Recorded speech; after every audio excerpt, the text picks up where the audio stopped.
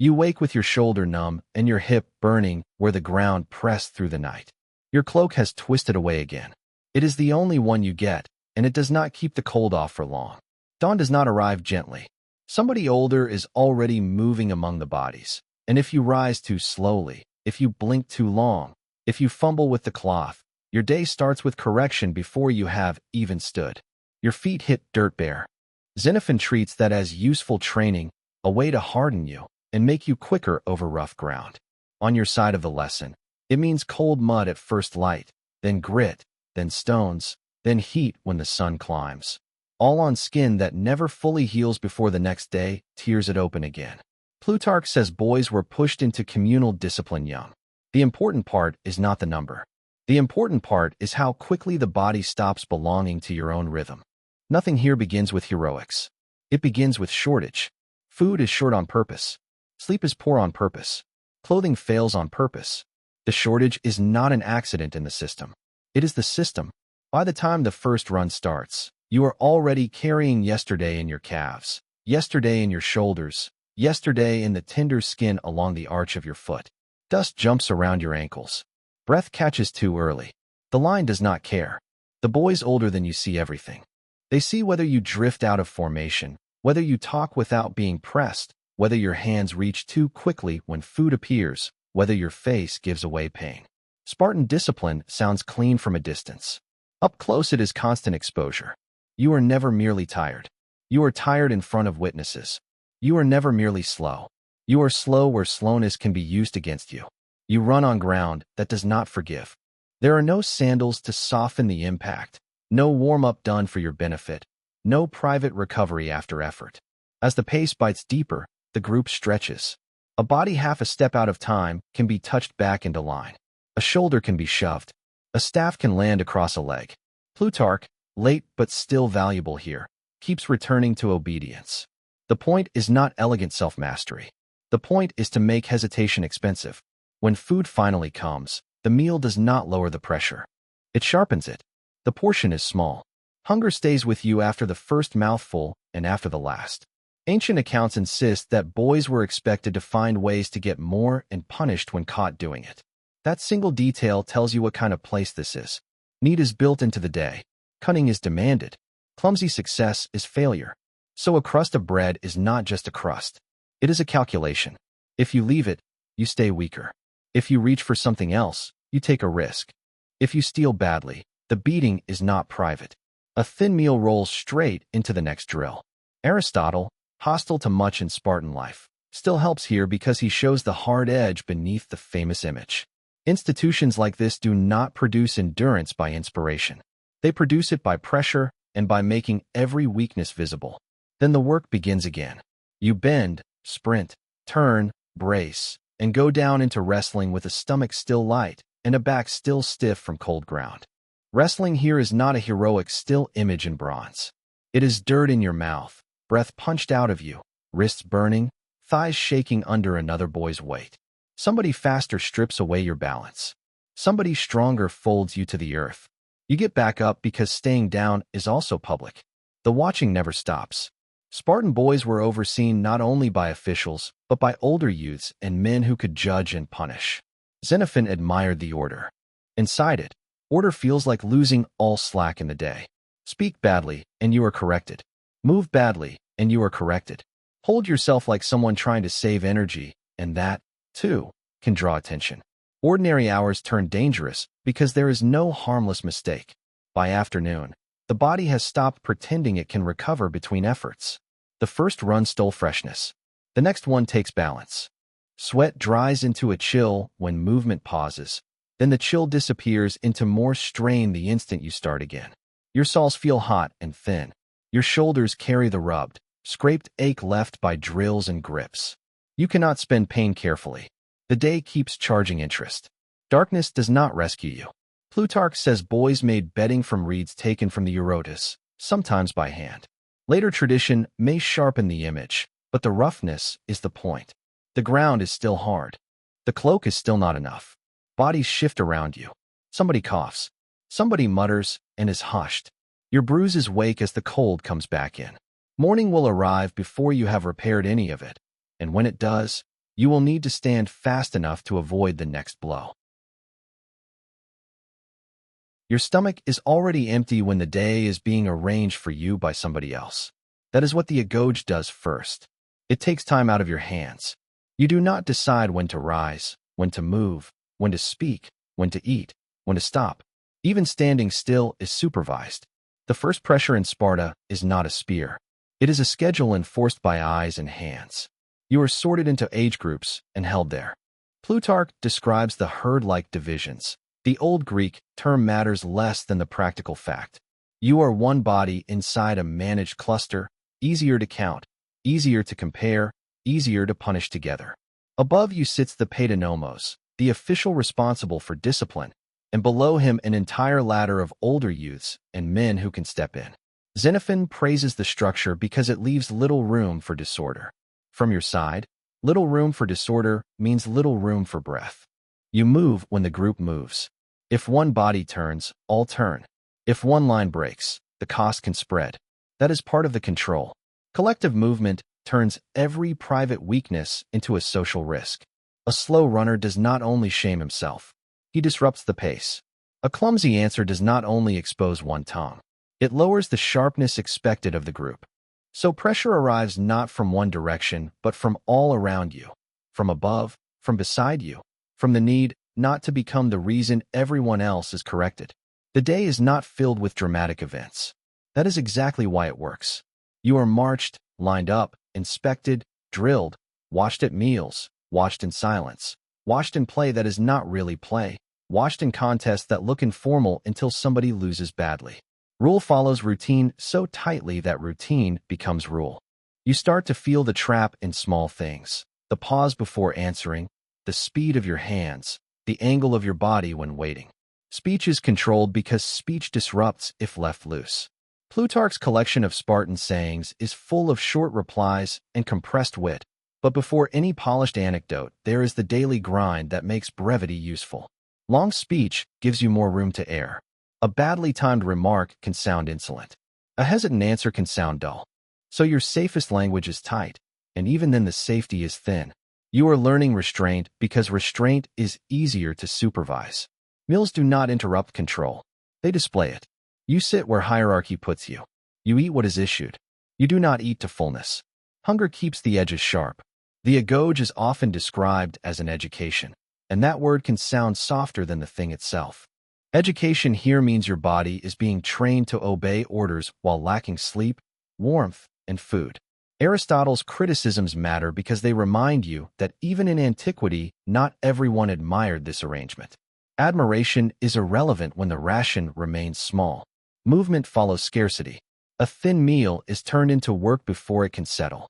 Running, grappling, singing in order, answering in order, holding formation, enduring correction without drama, and repeating the sequence until the body starts to move before choice catches up. This is how the day tightens. At first you obey because you are forced. Later you obey because delay hurts. The system likes that change. It saves effort on its own enforcement. Older youths are the immediate edge of the machine. Plutarch describes a slightly older leader, the iron, set over younger boys. That arrangement matters because authority arrives close to the skin. You are not being judged only by distant magistrates. You are being judged by somebody strong enough to make you fear him and near enough to see every mistake. If he asks a question, your answer is tested not in theory, but under pressure, with the whole group watching whether you speak briefly, correctly, and without flinching. Correction is not reserved for major failures. That is another myth that breaks quickly. In a system like this, minor faults are useful because they are common. A loose line, a dull answer, an untidy movement, a greedy glance at food, a laugh at the wrong moment. Each gives somebody older a chance to remind everyone that control reaches into ordinary hours. Xenophon admired the result. On the ground, the result is that you stop expecting relief from routine. Routine is where the danger lives. Even exercise is arranged to erase privacy. You do not discover what your body can do by quiet experiment. You discover it while somebody faster exposes your slowness, somebody stronger folds you down, and somebody older decides whether the effort looked disciplined. Sweat is communal. Failure is communal. Embarrassment is communal. The Agoge does not merely train you beside other people. It trains you through other people. When darkness comes, the day still belongs to the system. You lie down where you are placed, under the same thin cloak, on bedding too rough to invite deep sleep, and the order remains around you in the breathing, shifting, and occasional correction of bodies packed close. The Agoge has done its real work when even your attempt to rest feels supervised, and dawn means not a new day, but the same grip closing again. The first thing you lose is not comfort. It is privacy. Home falls away fast in Spartan training, and what replaces it is a world where you are seldom alone, seldom unwatched, and almost never allowed to set your own pace. Plutarch places the break early, around age 7. Modern historians argue over details and over how complete the separation really was. The evidence is thinner than the legend in places. The hard fact remains, your days stop being yours. You do not wake to familiar voices now. You wake in a group, under supervision, with other bodies close enough that every shift in the night has a witness. You do not eat what a household sets before you. You eat what the system allows. You do not speak when the room feels safe. You speak when spoken to and with the brevity expected of you. Even the body learns that familiar rhythms are gone. Hunger arrives on schedule. Cold arrives on schedule. Correction arrives whenever needed. Whatever softness home once offered disappears not in one grand ceremony, but in repeated refusals. No extra cloth when the morning bites. No private corner when your feet hurt. No hiding the bruise on your arm or the scrape along your shin. The communal world exposes everything that used to be covered. Plutarch's account of the Agoge can sound tidy when summarized. Living inside it would have felt messy in the harshest sense. Bodies, noise, rough ground, shared discomfort, little control. The separation also strips away individual timing. At home, one child slows and another rushes. Inside the training system, your pace is forced into the group. If you lag, you are seen. If you push ahead badly, you are seen. If you reach for food too quickly or answer too slowly, there is somebody there to make the fault costly. That is how the new life announces itself. Not with a speech. With a hand on your shoulder, a command, a blow, a withheld portion, a stare from older boys who already know the rules. Plutarch describes boys organized into herds under an older youth. That hierarchy matters because it replaces household familiarity with a chain of local pressure. The older youth eats more authority than you do food. He can question you, test you, expose you before the group. His age is close enough to feel immediate and far enough to feel dangerous. You learn quickly that embarrassment now travels sideways as well as downward. A bad performance is not just punished from above. It is remembered by the boys beside you. The body notices the change first in the mornings. The ground is rougher than any bed. The cloak does not protect enough. You rise with stiffness instead of recovery. Your feet toughen because they have to, not because toughness feels impressive from the inside. Xenophon approves of hardening boys by sending them barefoot and lightly clothed. That policy sounds efficient in prose. On your skin it means chapped heels, cracked soles, and cold that enters before sunrise and does not fully leave when the day heats. Meals expose the new order again. Food arrives in a communal setting under the eyes of boys who compete with you and youths who judge you. Hunger, already present, turns social. If your hand moves wrong, if your appetite shows too clearly, if your greed outruns your caution, the group sees it. At home, weakness might be hidden. Here weakness becomes material. Somebody older can use it. Somebody beside you can remember it. You start learning not only how to endure, but how not to show that endurance costs you. Sleep changes shape too. It is no longer private repair. It is a shared collapse in poor conditions. Plutarch's image of reeds gathered from the Otis may be sharpened by later storytelling, but poor bedding fits the rest of the evidence and the logic of the system. You lie down sore, crowded, and still alert to correction. Somebody coughs, somebody shifts, somebody mutters, and even that can draw attention. A communal life means your rest is never entirely yours. The loss of privacy also means the loss of small excuses. You cannot say you were cold in a place built to keep you cold. You cannot say you were hungry in a place structured around hunger. You cannot say you were distracted when distraction itself is treated as a fault. The new order makes your body answerable for everything. That is how home truly ends. Not because you forget it, not because the state replaces affection with some grand ritual, but because daily conditions grind away every habit that depended on shelter. By the time you start to understand the routine has already marked you. Your feet are harder. Your appetite is sharper and more dangerous. Your sleep is thinner. Your sense of exposure has widened until even silence can feel risky. The separation from home is not a scene. It is a tightening. Every ordinary need now passes through the group, through hierarchy, through scrutiny, and by nightfall you are lying on rough bedding in a room full of witnesses, trying not to move enough to draw the next correction. You wake before daylight, and your back hurts before your eyes open. That is an ordinary Spartan morning. There is no scene change, no ceremonial start, no room left for reluctance. The cloak has held only part of the cold off. The ground has pressed its hardness up through every place that touched it. Somebody older is already awake, and that alone is pressure. The day begins with the knowledge that your first visible mistake can happen before breakfast. You stand, pull the cloth straight, and join the line. Bare feet meet rough earth. The body does its fastest accounting then. Soreness in the calves from yesterday's runs, tenderness in the shoulder from wrestling, a raw patch along the heel, the hollow in the stomach that never quite left overnight. You do not get time to solve any of it. Xenophon admired how Spartan rules hardened boys by reducing comfort. The reduction is right there in the first minutes. You begin damaged and are expected to move cleanly anyway. Movement comes fast. The line is pushed out, the pace set, and soon breath is scraping through a throat not yet fully awake. Dust rises. The body warms unwillingly. The first task is simple enough to describe and hard to live through. Keep up. Hold form.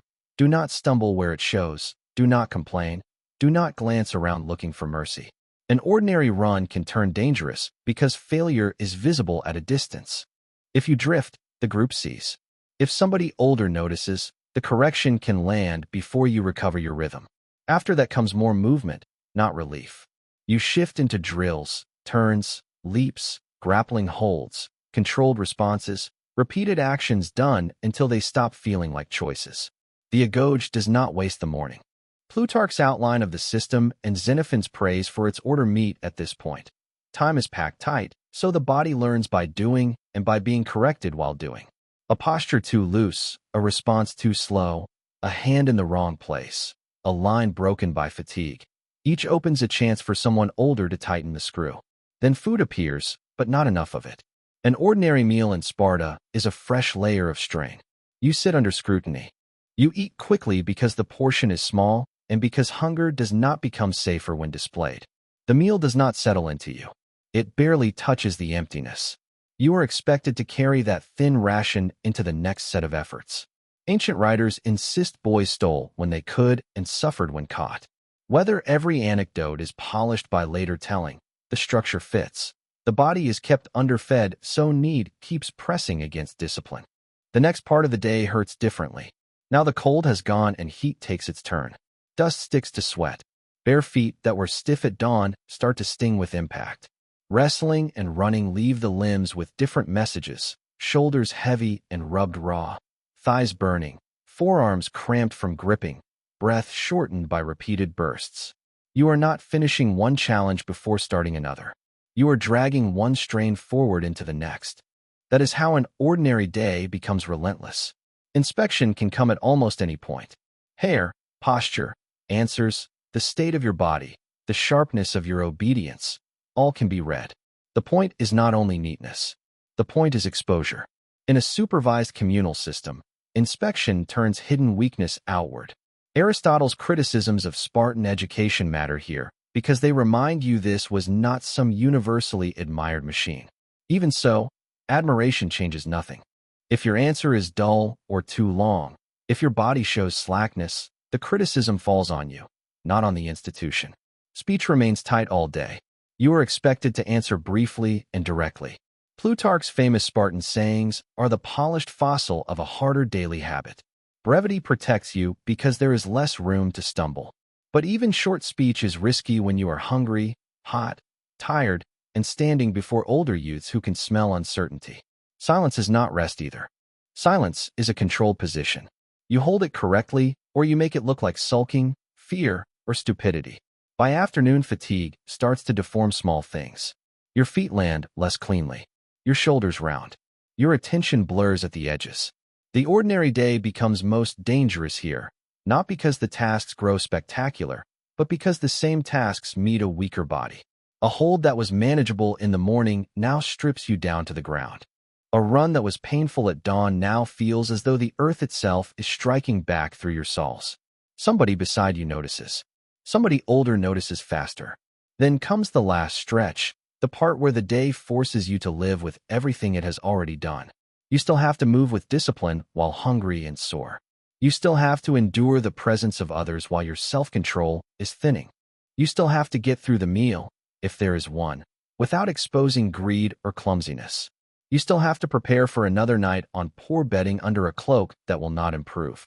When darkness closes, the body is not done being trained. It lies down on roughness and has to absorb the accumulated record of the day.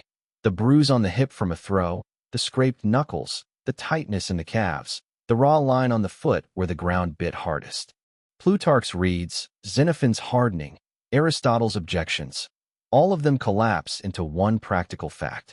An ordinary Spartan day does not end with achievement. It ends with your body still under instruction and morning already on its way. Your hunger wakes before you do.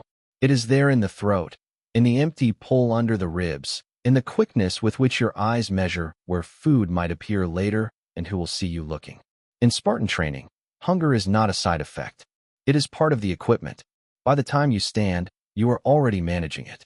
The ration is small enough to keep you sharp and weak at once. Ancient writers say the boys were deliberately underfed so they would learn resourcefulness. Plutarch gives the line most often repeated. You are encouraged to steal, but punished if caught. The neatness of that sentence hides how ugly the day feels inside it. If food is insufficient, the body asks the same question over and over. Where do you get more, and who is watching? At the communal meal, the pressure begins before the first bite. You sit under hierarchy. Older youths and men are close enough to read your appetite. Other boys are hungry too, which makes every movement around the dish loaded. A meal is not comfort, not pause, not reward. It is scrutiny. The bowl is passed. The portion lands light. Hunger remains after it. That remaining hunger is the mechanism. It follows you out of the meal and into the rest of the day. Now every corner of routine changes shape. A kitchen area, a store of provisions, another body's inattentive hand, a scrap left too near the edge. Ordinary details become targets because the stomach keeps pressing. Xenophon admired Spartan training for producing self-control and toughness. Hunger complicates both. It teaches caution, yes, but it also forces you into risks. If you leave the shortage unanswered, your body pays in weakness. If you answer it badly, your skin pays instead. So theft becomes part of the education by force of circumstance. Not grand burglary, not daring exploits. Small acts done under pressure, with eyes on the room, ears on footsteps, hands trying not to shake. The point is not romance.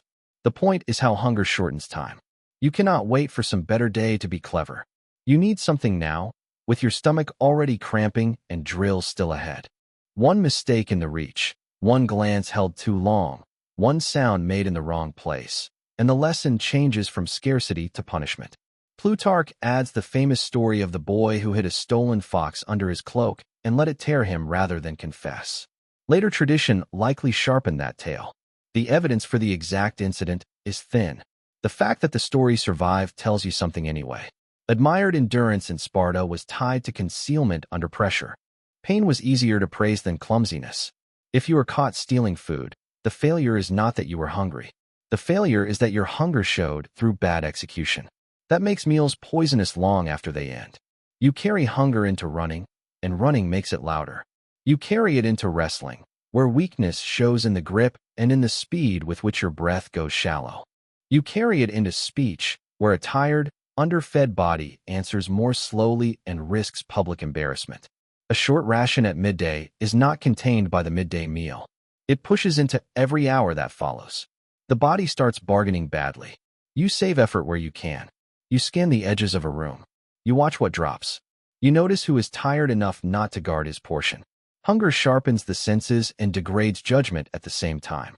Aristotle's criticisms of Spartan arrangements help here because they cut through later admiration. A system can prize discipline and still grind the body so hard that daily conduct is shaped by lack more than by ideals. You do not need a theory to understand that. You need one afternoon on too little food. Public punishment keeps the risk alive. The beating for a clumsy theft is not only pain. It is exposure. Everybody sees why you are being struck. Everybody understands that the shortage remains and that the penalty for solving it badly has just been written across somebody's back. Shame becomes part of appetite. You start reaching with fear mixed into the hunger. That is one reason the routine feels dangerous even when nothing dramatic is happening. And still the body does not stop asking. Cold in the morning makes you want more food. Running makes you want more food. Wrestling, standing in line, lying down under a poor cloak after the evening meal that also did not satisfy. Each turns hunger into a background pressure that never fully fades. Plutarch and Xenophon do not give you calorie counts. They give something more useful for the lived experience. Repeated notice that Spartan boys lacked, watched, stole, and suffered when caught. By night, the emptiness grows larger because the body has spent itself again. You lie down with the stomach still active, not with fullness, but with a dull gnawing that seems to scrape from within. The cloak covers too little. The bedding comforts too little. Sleep comes badly because hunger does not always let the body fall. It can hold you awake, counting tomorrow's chances before tomorrow begins. And if you misjudge those chances at dawn, the next meal will end on your skin instead of in your hand.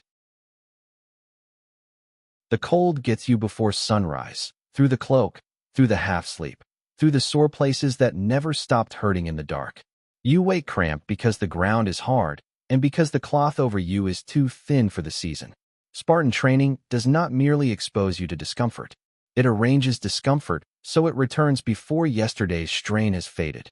You get one cloak a year, as Plutarch says, and that detail matters because it keeps failing in new ways. In cold weather, it is not enough. In wet weather, it dries too slowly. In heat, it becomes a dirty burden when sweat has soaked it. In all seasons, it gathers the smell of use because there is no easy replacement and no soft reserve waiting somewhere. Clothing here is not identity. It is controlled insufficiency. Bare feet make the rest of the lesson impossible to ignore. Xenophon praises the practice, arguing that going unshod hardens the body and improves movement. What you feel is simpler. Morning ground steals heat. Sharp edges wait under dust. Cracked skin opens again where yesterday's run had almost closed it. When cold is highest, the earth feels like punishment. When heat takes over, the same earth burns. Either way, the body is taught by contact, not by theory. Bedding does not undo any of it. Plutarch's account of reeds gathered from the Eurotas, even if later tradition sharpened the scene, fits the general pattern of deliberate roughness. You do not sink into sleep. You lie on something that reminds you what every bone is doing. The hip finds hardness first. The shoulder follows. The neck twists wrong because there is no real pillow and no private arrangement left undisturbed through the night. Sleep becomes a narrow trench rather than a refuge. That matters because poor rest compounds every other demand. You rise already carrying unfinished repair. Calves stay tight from the day before. Bruises stay tender. Scrapes stiffen in the cold, then split when movement starts. One bad night does not define the system. Repeated bad nights do. That is how clothing, bedding, and weather stop being details and become part of training. The body never resets completely. Winter mornings hit hardest because they turn every first motion into a struggle against stiffness. Pull the cloak aside and the air bites. Put your feet down and the earth bites too. Start moving and the lungs hurt until the body warms enough to function. Nobody waits for that warming to happen on your schedule. The line forms. The pace is set. A cold, half-rested body must run cleanly or be corrected. That is how exposure becomes discipline. Heat is not kinder. When the day rises hot, the same lack of protection works differently. Sweat runs under the cloak and dries into salt. Dust cakes onto the skin. Bare feet that endured dawn now absorb midday through the ground. The body dehydrates faster because the work does not slow to accommodate weather. Archaeology cannot give you the exact sensation of one Spartan afternoon, but the landscape of Laconia and the routine described by ancient sources make the pattern plain enough. Exposure was not occasional. It was built in. Little privacy makes cold worse. You cannot hide your shivering easily. You cannot wrap yourself more carefully without attracting notice for softness. You cannot nurse a raw foot in peace or spend extra moments easing your back before standing. The communal setting strips away the small adjustments people use to survive rough weather. Even endurance is public here. If you bear the cold badly, others see it. If you bear it well, no extra food or comfort follows. Plutarch and Xenophon both help because they converge on the same practical truth. Spartan training hardened by reducing protection. Aristotle, less admiring, helps because he reminds you that hardening had costs. From the inside, those costs are counted in sleep lost, skin broken, and strength spent just staying functional. A boy who shivers at dawn will run worse at sunrise. A boy who sleeps badly will answer worse when questioned. Exposure feeds weakness. Weakness invites correction. The body adapts, but adaptation is not relief. Soles thicken, yes. The cloak feels less alien, yes. You learn how to curl around your own heat, how to stand before stiffness fully loosens, how to keep your face flatter when cold hits. Yet the routine keeps changing the terms. A rainy day soaks the cloth. A colder night steals more sleep. A hot march over rough ground opens old cracks in your feet. Survival is adjustment made over and over, not victory. By night, the same cloak that failed at dawn becomes your only barrier again. You lie down with sore feet pulsing, shoulders rubbed raw, and skin still carrying the memory of wind or heat. The bedding is rough under bruises that have nowhere soft to settle. The body wants depth of sleep and does not get it.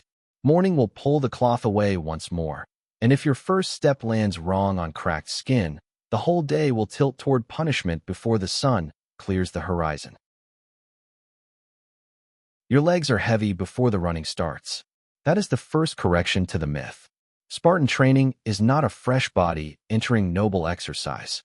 It is a sore body sent back into impact. You wake with calves still tight, feet still tender, shoulders still thick from the last round of grappling. And then you are expected to move cleanly, quickly, and under watch. Running comes early because a tired body cannot hide on a trackless ground. Bare feet strike dirt, then stone, then dust that slips under the sole and rubs where the skin is already hot. Xenophon praises the results of such training. The result you feel first is repetition. Step after step hits the same bruised places. Breath steadies, then roughens. The line stretches. Somebody stronger pulls away. Somebody slower becomes visible. A simple run turns social the moment the gap opens. Then wrestling changes the pain. The strain moves up from feet and calves into wrists, shoulders, neck, and ribs. Wrestling in Sparta was no decorative art. It was force, leverage, repeated collision, and the humiliation of being controlled while others watched. You grip, twist, sprawl, try to keep balance on tired legs, and hit the ground hard enough to knock dirt into your teeth. Another body presses weight through your chest. Another hand peels your grip away. You rise because staying down reads as more than fatigue. Ancient evidence does not give you a neat timetable for every drill, but Xenophon, Plutarch, and what is known of Greek athletic culture make one thing obvious. Repeated physical contests sat near the center of Spartan training. The ordinary body cost is easy to miss when the sources praise toughness. Forearms burn from gripping. Hips bruise from throws. Ankles turn slightly and never fully heal because the next session arrives first. Impact is not occasional. It is the grammar of the day. The body wears unevenly. One shoulder starts to lag. One knee complains more loudly, descending into holds. The arch of one foot grows a hot line that warns of a split if the next run lands badly. None of this excuses you. In a supervised communal system, soreness is common enough that it carries little sympathy. That is part of what makes the routine harsh. Pain is ordinary. Because it is ordinary, it does not stop the work. Exercise also arrives on too little fuel. A short ration changes what every drill feels like. The first sprint after a thin meal scrapes differently than the first sprint on a full stomach. The limbs answer, but they answer slower. The recovery between bursts shrinks. Hunger hollows out power where an older youth can see it. Now a failed grip or a poor run is not just fatigue. It is exposure. Plutarch's stories of boys stealing for food fit here because hunger and exercise are tied at the waist. Competition sharpens everything. You do not merely run. You run beside other boys who are trying not to be the slowest. You do not merely wrestle. You wrestle under a hierarchy that remembers who lost badly, who resisted well, who folded too easily. A fast body earns some cover. A clumsy one draws correction. That is how ordinary drills become dangerous. The effort itself hurts. The ranking inside the effort hurts longer. Even the ground collaborates. Rough terrain changes the run. Dust hides edges. Hard-packed patches send shock through the heel. Uneven footing turns a wrestling scramble into a twisted ankle. Sparta is often imagined in clean silhouettes, but training happened on real surfaces that bruised, scraped, tripped, and punished. Archaeology gives the setting. The literary sources give the values. Put them together, and the body cost becomes easier to see. You are not training in abstraction. You are being ground against place. By afternoon, the soreness matures. Muscles that were merely tight at dawn now feel thick and unreliable. The arm that gripped well in the morning starts to tremble in longer holds. Breath after running takes longer to settle. Sweat dries into salt on rubbed skin. Somebody older asks for another effort right when the body is worst prepared to give a clean one. That timing is part of the lesson. Discipline is measured not when fresh, but after freshness has gone. Plutarch's admiration, Xenophon's approval, later Spartan legend, all tend to lift the image upward. The reality keeps pulling down into the body. Exercise in the Agoge is not a shining route to strength. It is repeated where under supervision. Some boys get stronger through it. Some get harder. All get rubbed down by it. The difference matters because strength alone does not save you when your foot lands on a crack in the ground or when fatigue makes your reaction half a beat late. At day's end, the body carries a map of the routine. The rubbed shoulder from grappling, the bruised hip from a throw, the sore soles from running, the scraped knuckles from a bad fall, the cramp beginning again in the calf as soon as you try to rest. Sleep does not erase the map. It preserves it for the morning.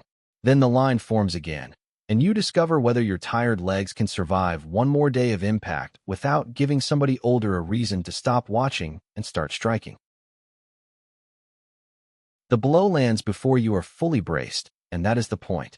Punishment in Spartan training does not wait for a dramatic crime. It comes for the small failure that was visible, useful, and worth making public.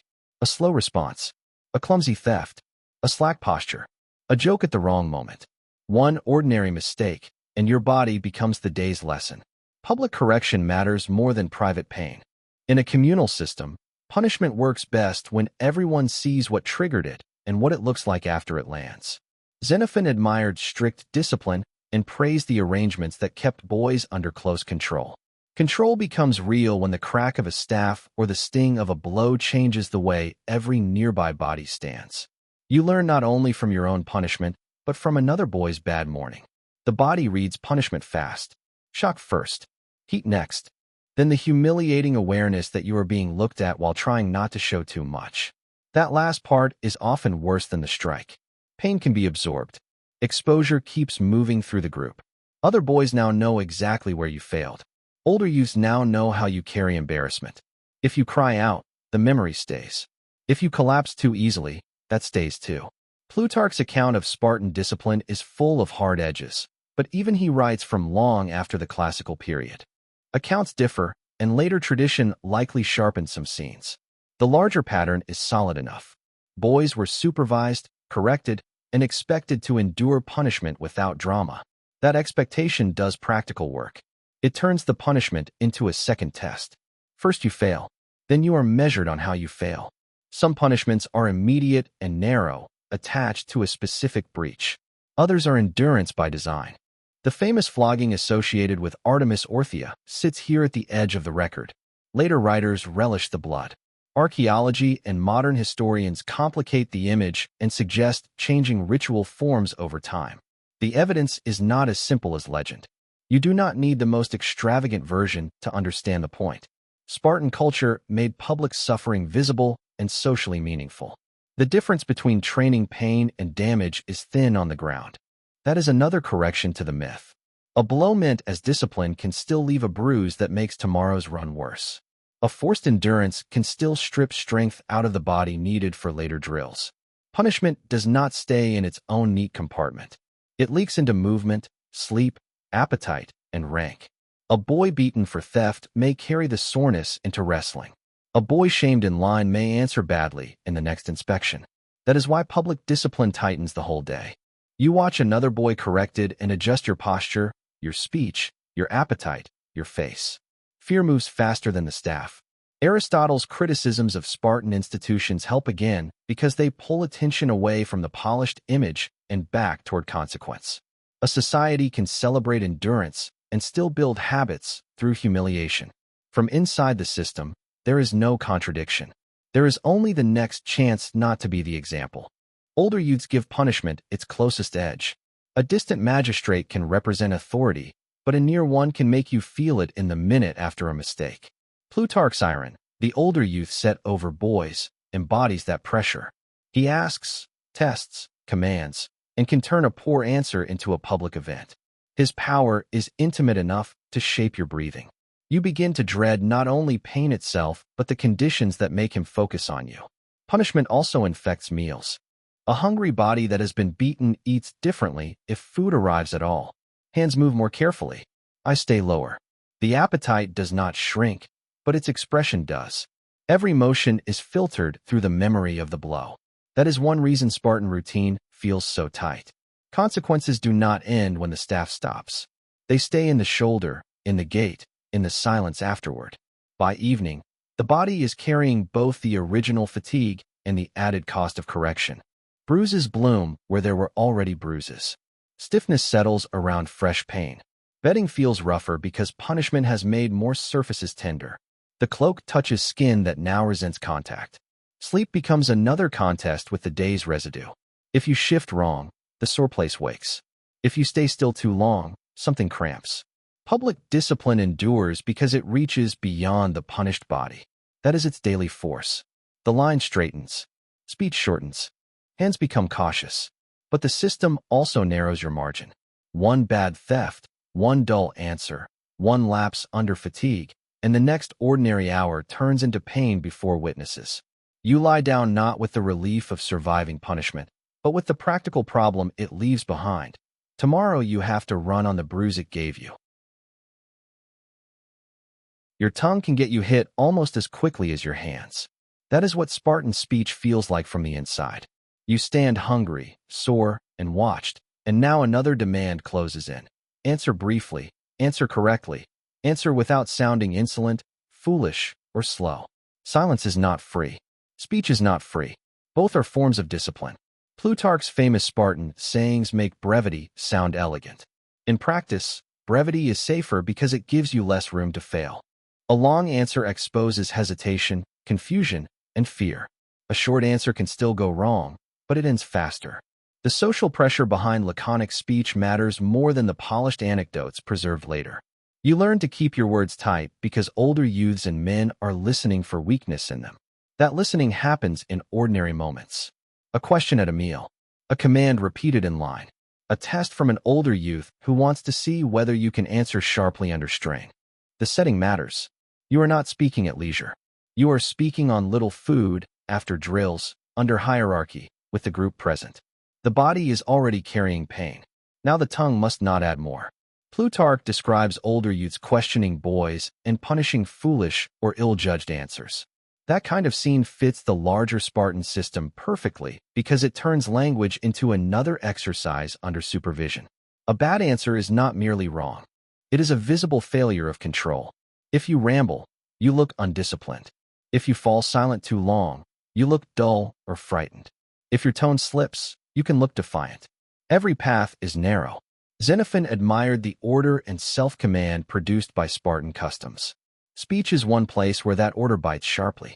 You are expected to speak only when needed, and when needed, to do it cleanly. That expectation does not lower pressure. It raises it.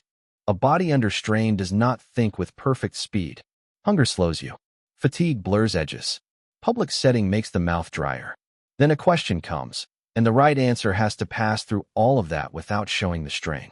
Silence also carries danger because silence can be read. You stand in line and keep quiet. Good. But are you quiet with discipline or quiet because you are sulking? You lower your eyes. Good. But have you lowered them correctly? Or do you look evasive? In a tightly supervised communal life, Stillness becomes legible. Somebody older interprets it. That is why even not speaking takes effort. You must perform controlled silence, not merely lapse into it. Speech and obedience are tied together through timing. Commands are given in sequence. Responses must match the sequence. Songs, chants, and coordinated verbal action in Greek military culture trained rhythm as well as memory. Sparta took coordinated performance seriously. The exact form of every exercise is not preserved in detail, but the pattern is clear enough. Your voice is trained not as private expression, but as part of order. Speak at the wrong time, and you do not merely annoy. You disrupt. Meals sharpen the rule. A communal table full of hungry boys is one place where loose talk could turn appetite into disorder. So restraint grows there too. You eat little, listen hard, and measure words as carefully as bites. Aristotle's criticism of Spartan institutions helps by reminding you that discipline was not some abstract good floating above consequences. It was imposed in specific settings where food, rank, and speech met. The mouth that wants more food is the same mouth expected to stay controlled. Older youths increase the risk because they can use questions as traps. Not elaborate traps. Simple ones. A prompt when you are tired. A demand for judgment when you know a clumsy answer will travel through the group. Plutarch's anecdotes preserve the polished result, but the daily reality underneath is harsher. You are being tested for concision while the body is already stretched thin. There is no soft place in the routine where you can practice privately first. The cost of failure is immediate. A laugh from others if you answer foolishly. A stare from an older youth. A blow. A verbal rebuke sharp enough to sting after the moment is gone. And because public memory is part of the system, one bad answer can follow you into later hours. The boy who spoke badly at noon is watched more closely at dusk. The body feels that extra attention like another weight.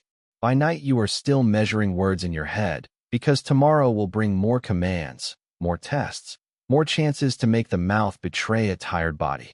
Spartan brevity survives in history as a style. In the day itself, it is a survival technique learned under hunger, hierarchy, and the risk that one wrong sentence can leave you standing silent with a hot face while the whole room waits for the punishment to finish. You are old enough now to be noticed more and protected less, which is a bad combination in Sparta. Adolescence inside the hierarchy does not bring ease. It brings a wider field of risk. Younger boys watch you. Older youths measure you more sharply. The body is stronger than it was, but strength only gives you more chances to fail in public. Rivalry tightens first in the drills. Running beside boys close to your own age now feels less like shared suffering and more like ranking. Half a stride matters. A throw in wrestling matters. A quick answer given under pressure matters. The Agoge always compared bodies. In adolescence, comparison grows teeth. A better performance can pull you upward in notice. The wrong kind of notice can cut just as fast if it makes you look proud, careless, or ripe for correction. Plutarch's account of the iron and the age ladder helps here because hierarchy in Sparta is lived most intensely at close range. Somebody only a little older than you can still dominate the room if he has authority. His judgment matters because he can publicly test you, assign you, shame you, or strike you. That proximity turns adolescence into a dangerous middle ground. You are not hidden among the smallest anymore. You are not secure among adults. You are exposed from both directions. The body itself complicates things. You carry more power into wrestling now, which means harder impacts. You run faster, which means the pace bites deeper when it goes wrong. You are expected to hold yourself with more steadiness, answer with more sharpness, and absorb correction with less visible disorder. Growth does not bring forgiveness. It raises expectation. A stumble that might have passed in a smaller boy now looks disgraceful. Public exposure is the real danger. There are many ways to be noticed, and only some are safe. To be noticed for endurance can help. To be noticed for speed can help. To be noticed for composure under questioning can help. But the margin between distinction and trouble is narrow. Show too much appetite, too much vanity, too much softness, too much resentment, and the same visibility becomes a target. In a communal training world, reputation does not belong fully to you. It is made by watchers. Xenophon admired competition rightly directed because it sharpened discipline. That approval shows one side of the system. The other is what rivalry feels like at ground level. You measure your own soreness against the boy beside you. You count who recovered faster after the last punishment. You notice who keeps more control at meals. You see who draws approving attention and who gets singled out for shame. Every ordinary day now carries a quiet contest inside it. Older youths intensify that contest because they can choose when to spotlight you.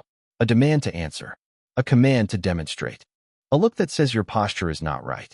A question asked specifically when you are winded. These are not huge events. That is why they are effective.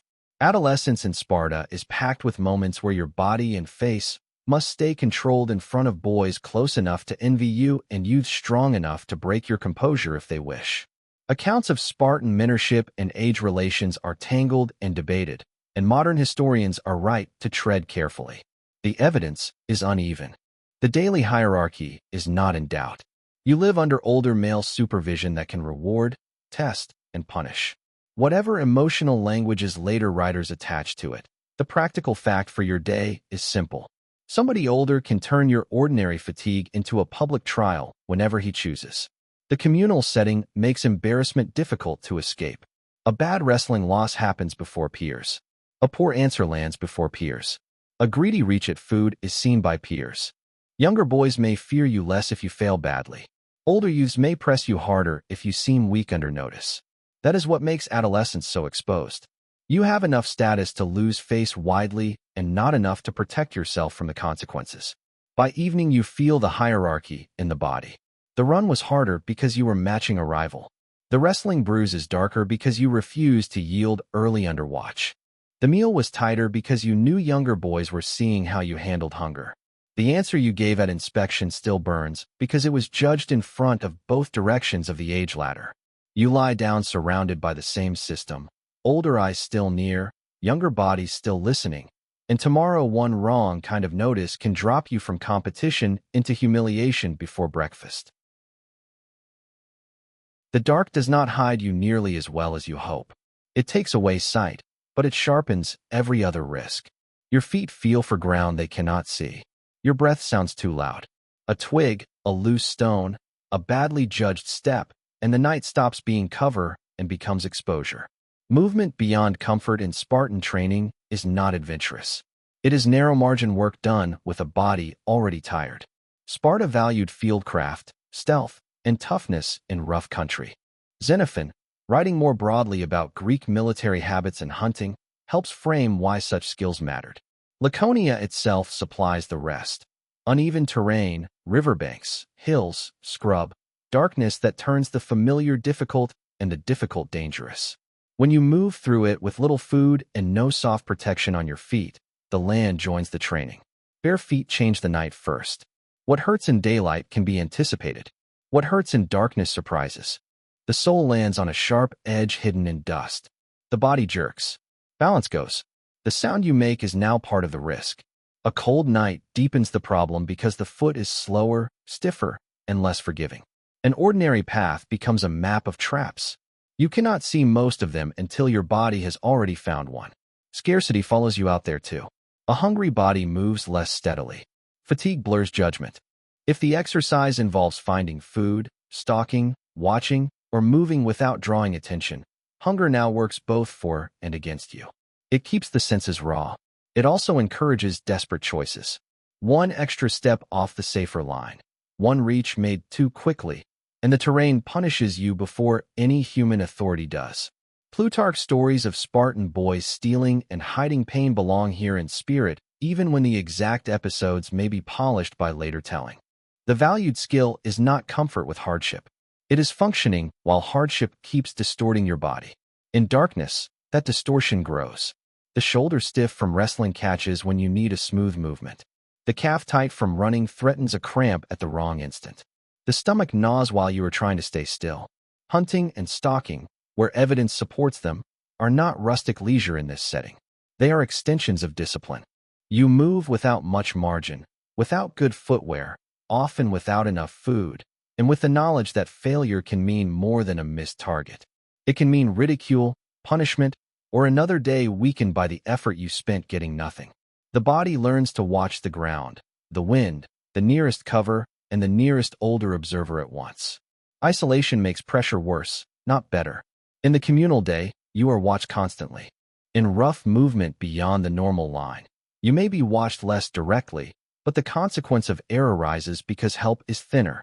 Twist an ankle badly, and the terrain suddenly grows larger around you. Lose orientation in darkness, and the body starts burning energy it cannot spare. A cut on the foot, small in daylight, becomes a practical emergency when every step sends pain upward and there is still distance to cover. Herodotus and Thucydides do not give you a handbook for boyhood training, but both preserve a Greek world in which movement, endurance, and local terrain mattered brutally. Sparta's reputation was built not only on formation in battle, but on years of conditioning that made rough movement possible. The important correction is that possible does not mean easy. It means you keep going while the ground keeps taxing you. Older youths and men can turn these exercises harsher by adding judgment to difficulty. It is one thing to move badly in darkness. It is worse to do it under an assignment, knowing that dawn may bring questions about why you returned empty-handed, why you made noise, why you took too long, why your body now shows fresh damage. Fieldcraft is not learned in a romantic wilderness. It is learned under authority. By the time you return, if you return cleanly, the body has a new set of complaints. Feet throb from unseen edges. The back is tight from crouching. The eyes burn from forced alertness. Hunger has grown louder because movement in darkness spent what the day had left. Yet the schedule does not open a soft space for recovery. The ordinary routine is waiting. The line forms. The meal stays thin. One rough night outside comfort does not exempt you from anything. It only makes the next daylight more dangerous because your body is carrying the dark into it. The night is colder when you know other human beings are part of the danger. That is where the cryptia enters the Spartan story, and it needs careful handling because the evidence is sharp, famous, and disputed. Aristotle mentions it. Plutarch describes it later and more dramatically. Modern historians argue over form, date, and function. The evidence is thin in places. The hard edge is not. At minimum, you are looking at a Spartan institution tied to stealth, hardship, and the policing of subject populations, especially helots. Aristotle's reference is important because it is earlier and because it links the cryptia to sanctioned violence. Plutarch adds vivid detail about youths sent out with little support, moving by night, hiding by day, striking when ordered. Later tradition may sharpen the picture. Even the least extravagant reading leaves you in a landscape of fear. If you are among those pushed toward this harsher edge, the ordinary discomforts of training have not disappeared. They have been weaponized. Hunger is still there. Bare feet, or lightly protected feet, still meet rough ground. Cold still comes through the cloak. Bad sleep still clouds judgment. The difference is that now stealth matters more, silence matters more, and another person's body may be the target or the threat rather than merely the witness. You move at night because night hides you and also threatens you. You lie low by day because exposure can destroy the task. Aristotle's notice makes the political meaning hard to miss. This is not only hardening. It is domination enforced by trained young bodies. That matters because it strips away any easy admiration. The cryptia, wherever exactly it sat in Spartan practice across time, joined discipline to danger in a form that pressed outward. The bodily reality remains brutal. A cloak is still insufficient when wind cuts across open ground. Hunger still distorts patience. The body still wants to cough, shift, stretch, and sleep at the wrong moment. If you are supposed to watch unseen, every ordinary need becomes a threat to the assignment. A cramp can expose you. A foot placed badly on brush can expose you. A bite of stolen food taken too carelessly can expose you. Plutarch's late description of young men carrying little and surviving by stealth may carry literary shaping, but it aligns with the broader Spartan taste for proving control through deprivation. The key point is not to inflate every boy's training into a secret police drama. Accounts differ. Not every detail belongs to every period. The practical conclusion is narrower and harder. Sparta cultivated forms of disciplined hardship that could be turned toward surveillance and violence. That changes how the whole system looks. The hunger of earlier chapters is no longer just educational shortage. The silence is no longer just good manners. The rough movement in darkness is no longer just fieldcraft. Under the cryptia tradition, All of those ordinary pressures connect to a harsher purpose. The body trained to endure cold and poor sleep is now useful for staying out in the open. The body trained to steal and conceal is useful for moving without leaving obvious traces. The risk is not theatrical. It is continuous. If you are discovered, you may fail the assignment, bring punishment on yourself, and face immediate physical danger. If you remain hidden, you still have to survive the hours, the numb legs, the pins of cold in the fingers, the mind dulling from fatigue, the stomach contracting hard enough to make stillness difficult. This is where Spartan discipline shows its ugliest strength. It prepares young bodies to continue functioning inside morally and physically narrowing conditions. Aristotle's hostility matters here because he does not let the institution float as noble legend. He helps pin it to coercion. Modern scholarship complicates the exact workings, but complication does not soften the thing. It makes precision necessary. You do not need the most lurid version for the daily danger to stand. A youth outside at night, under orders, underfed, underclothed, moving against a subject population that has every reason to hate the system around him. That is already enough. By dawn, the body is paying heavily. If you have been lying hidden, stiffness makes the first movement dangerous. If you have been moving, fatigue fogs the senses. If violence has occurred, the body carries that record too, in adrenaline, in trembling hands, in fresh injury, in the knowledge that the routine does not stop simply because the night was harsher than usual. The Krypteia sits at the edge of Spartan training, but it reveals the edge clearly. Hardship here is not only for endurance. It can be sharpened into rule over others, and when morning comes, you still have to walk back on tired legs without stumbling where somebody can see. Your body is older now, but Sparta does not release its grip when you approach adult status. It changes the terms and keeps the pressure. The first hard fact is practical. Membership in a mess group matters. If you cannot secure your place in the secession, adult standing is damaged before it begins. Shared meals remain social discipline, not comfort. You do not graduate into privacy. You graduate into obligations. The Syssitia take hunger and hierarchy into adulthood rather than ending them. Ancient sources, including Xenophon and Plutarch, make clear how central common messes were to Spartan male life. A man ate with his group and was judged there. Contributions mattered. Membership mattered. That means the pressure of meals does not vanish when the Agoge phase loosens. It changes from the hunger of a boy's ration to the constant risk of failing the communal standard that defines citizen status. Military expectation also stays close to the skin. Sparta's entire adult male order leaned toward readiness. Thucydides' respect for Spartan discipline in war and Xenophon's admiration for Lacedaemonian institutions both point to the same thing. The adult body remains under public demand. Training does not end in some private room of rest. It extends into drills, service, collective movement, and the obligation to be useful in a system that measures men together. Marriage does not solve the problem of domestic ease. Plutarch preserves the famous image of men marrying, yet continuing to live under discipline, meeting wives in constrained ways before full household life opened later. Some details are shaped by later moralizing, but the larger point holds. Marriage in Sparta did not instantly grant a soft home to return to each night. You can be married and still sleep under public expectations, still eat communally, still move by rules not of your own making. That means adulthood arrives with divided strain. You carry civic and military obligations while the body still bears the habits of scarcity, exposure, and inspection. You must maintain your place among peers, contribute to common meals, answer the expectations of service, and negotiate marriage without the private domestic rhythm many outsiders would assume. The hard routine broadens. It does not loosen. Older youths once watched you.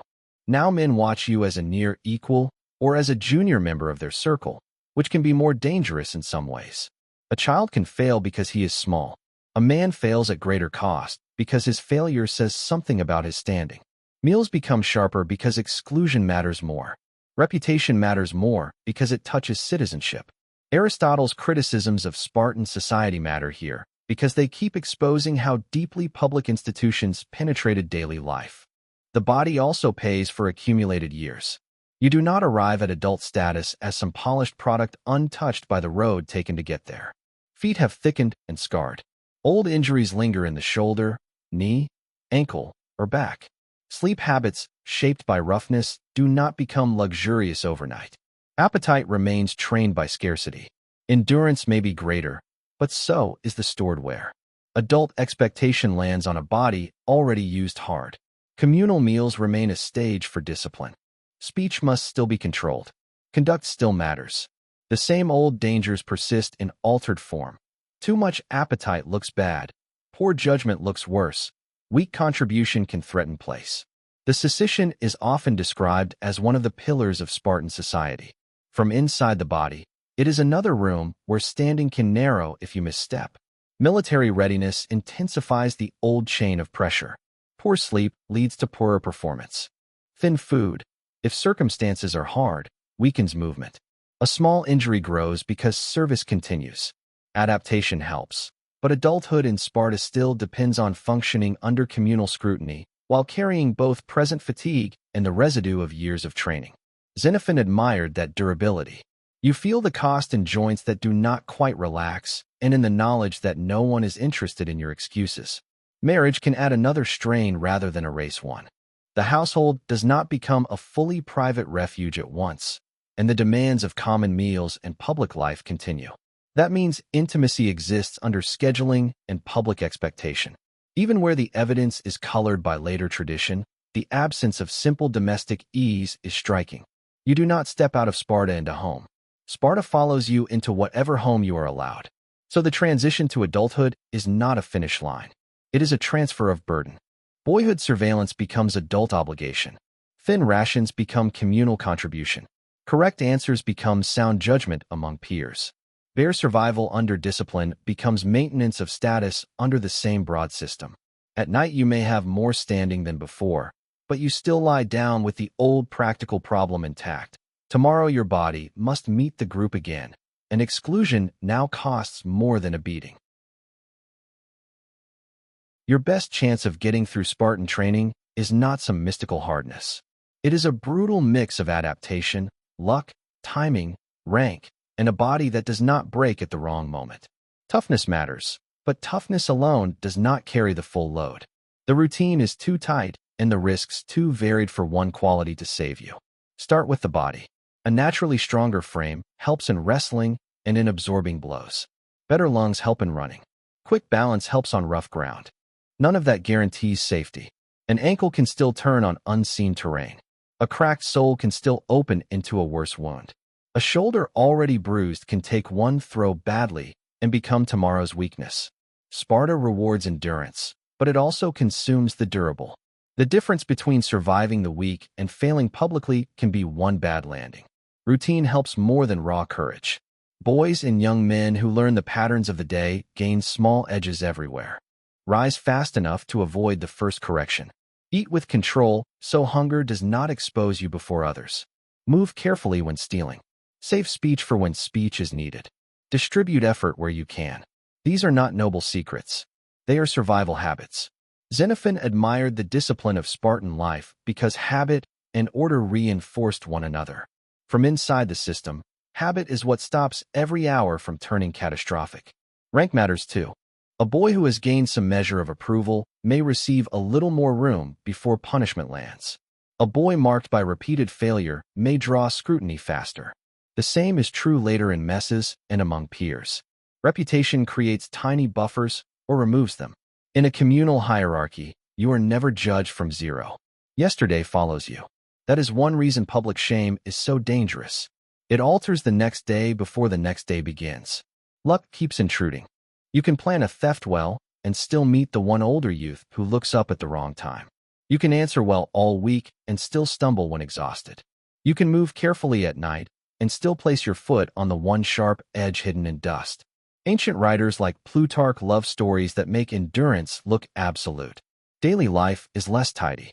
Contingency keeps punching holes in discipline. Adaptability may be the most useful trait because the pressure changes shape constantly. Cold morning, hot afternoon. Short ration, hard drill. Public questioning after poor sleep. Rough movement after punishment. The body that survives better is not merely the boldest. It is the one that adjusts fastest without showing too much of the adjustment. You learn how to hold hunger flatter on your face, how to move through soreness without drawing attention, how to speak briefly when your head is fogged. Those are small skills. Together they decide a lot.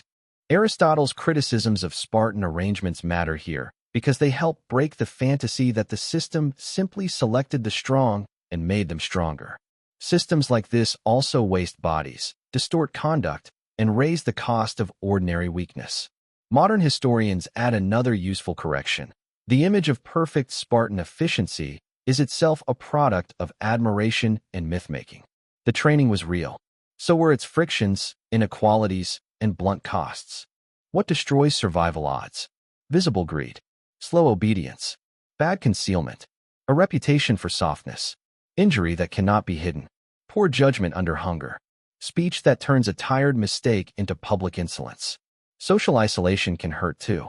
In any communal hierarchy, lacking allies or goodwill leaves you more exposed when a bad day comes. Sparta prized collective discipline, but collective life never stops sorting bodies by who is covered and who is vulnerable. What improves them? A body that recovers slightly faster. A mind that remembers rules under fatigue. Enough cunning to solve shortage without theatrical failure. Controlled speech. Controlled face. Good timing. A little approval from above. A little fear from below. None of this is glorious. That is exactly why it matters. The ordinary day in Sparta kills grand illusions first. By night the arithmetic becomes plain.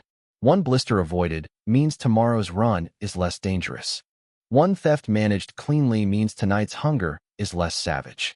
One answer given sharply means one older youth watches somebody else instead. Survival comes in these increments because damage also arrives in increments. A bruise here, lost sleep there, more scrutiny after that, then a poor performance, then punishment, then worse sleep. The chain runs both ways. Small gains can keep you alive in the system. Small failures can narrow your chances until one ordinary morning ends with your body unable to hide the break. No, you probably could not handle Spartan training. Not in the clean, boastful way modern imagination likes to picture. Not because you lack courage in some abstract sense. Because Sparta did not ask for one burst of courage. It asked for repeated obedience under hunger, cold, poor sleep, bruising effort, public correction, and years of communal exposure. Most adults break faster in systems of routine pressure than in single moments of drama. Start with the mornings. A great many adults talk confidently about toughness while sleeping warm, eating enough, and choosing when the day begins. Spartan training starts by taking choice away. You wake stiff on rough bedding under a cloak that does not do enough. You stand fast or attract correction. Bare feet hit cold ground before the body has repaired yesterday. That alone would strip the romance off the idea within a week. Then food does its work. Plutarch's account of boys being underfed and punished for clumsy theft survives because it captures the engine of the system. Most adults do not become sharper under sustained shortage. They become irritable, distracted, slower to recover, worse at judgment, worse at concealment.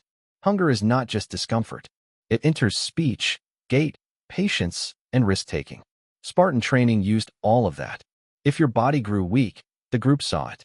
If your hunger made you careless, punishment followed. The same goes for sleep. Rough bedding, cold nights, bodies close, little privacy, and no guarantee of enough recovery produce a particular kind of damage. It is not dramatic at first.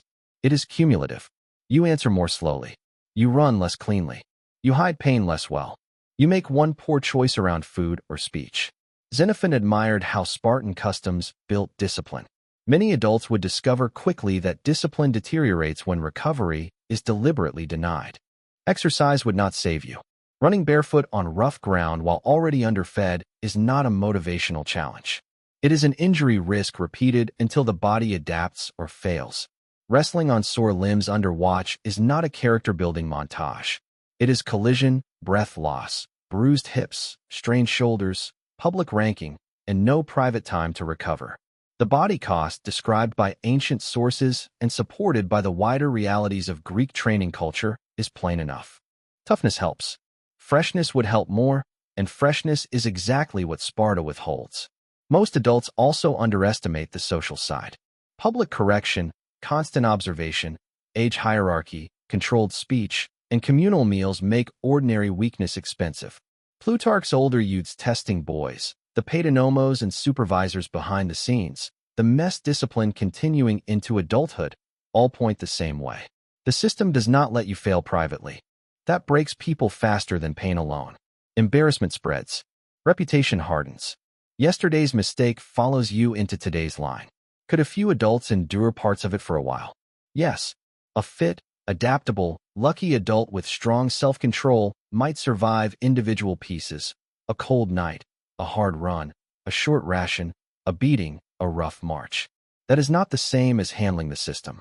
The system links discomforts, so one weakness feeds the next. Hunger feeds theft. Theft feeds punishment. Punishment feeds soreness. Soreness feeds poor sleep. Poor sleep feeds dull answers and slower feet. That chain is why the title is true.